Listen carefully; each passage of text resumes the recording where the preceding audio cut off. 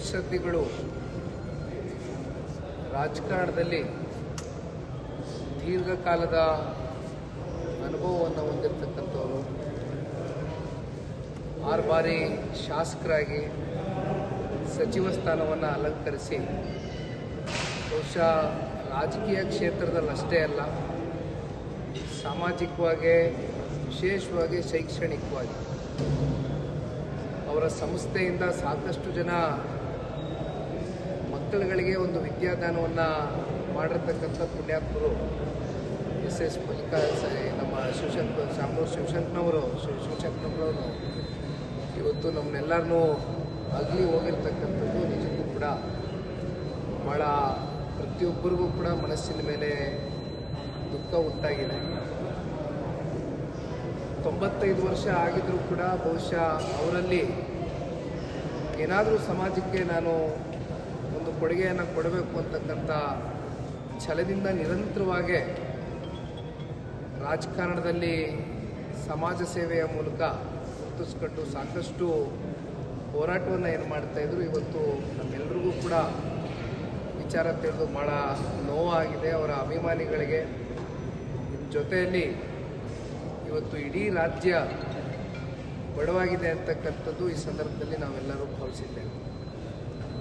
ಮಲ್ಲಿಕಾರ್ಜುನ್ ಸಾಹೇಬರು ಅವರ ಸುಪುತ್ರರನ್ನ ಈಗ ತಾನೇ ಭೇಟಿಯನ್ನು ಮಾಡಿದರು. ಅವರು ಕೂಡ ತಿರುಪತಿ ದೇವಸ್ಥಾನಕ್ಕೆ ಹೋಗಿದ್ರು ಅಂತಕ್ಕಂಥದ್ದು ಸುದ್ದಿಯನ್ನು ಕೇಳಿದ್ವು. ಆದರೆ ನಿಜಕ್ಕೂ ಕೂಡ ಇದು ಭಾಳ ಪ್ರತಿಯೊಬ್ಬರಿಗೂ ಮನಸ್ಸಿನ ಮೇಲೆ ಒಂದು ದುಃಖ ಉಂಟಾಗಿರ್ತಕ್ಕಂಥದ್ದು. ವಿಶೇಷವಾಗಿ ಸನ್ಮಾನ್ಯ ದೇವೇಗೌಡರು ಸಾಹೇಬರು, ಸನ್ಮಾನ್ಯ ಕುಮಾರಣ್ಣ ಅವರು, ನಮ್ಮ ಇಡೀ ಕುಟುಂಬ, ಅವರ ಕುಟುಂಬದ ಜೊತೆಗೆ ರಾಜಕೀಯ ಅಂತಕ್ಕಂಥದ್ದನ್ನ ಬದಿಗೆ ಇಟ್ಟು ಮಾತನಾಡ್ತಕ್ಕಂಥದ್ದಾದರೆ ಒಂದು ವಿಶೇಷವಾದಂಥ ಒಂದು ವಾತ್ಸಲ್ಯ, ಒಂದು ಸಂಬಂಧವನ್ನು ನಿರಂತರವಾಗಿ ಒಂದು ಸಂಪರ್ಕವನ್ನು ಇಟ್ಕೊಂಡಿದ್ವು.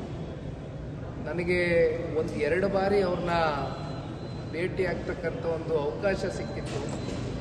ಬಹುಶಃ ಬರೀ ಒಂಥರ ಲೈಟ್ ಹಾರ್ಟೆಡ್ ಆಗಿ ವಿಚಾರವನ್ನು ಮಾತನಾಡ್ತಕ್ಕಂಥದ್ದು, ವಯಸ್ಸು ನಾನು ಚಿಕ್ಕವ ನೀನು ದೊಡ್ಡವ ಅಂತಕ್ಕಂಥ ಭಾವನೆ ಯಾವತ್ತಿಗೂ ಕೂಡ ಅವ್ರ ಮನಸ್ಸಿನಲ್ಲಿ ಇರಲಿಲ್ಲ.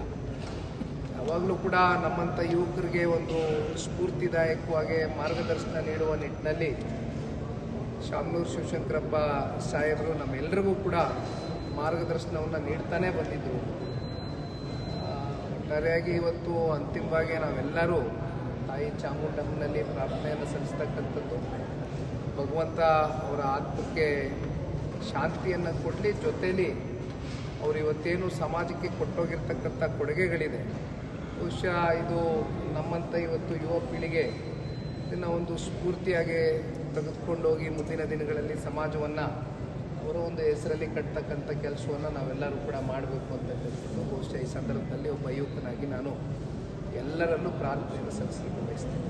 Thank you.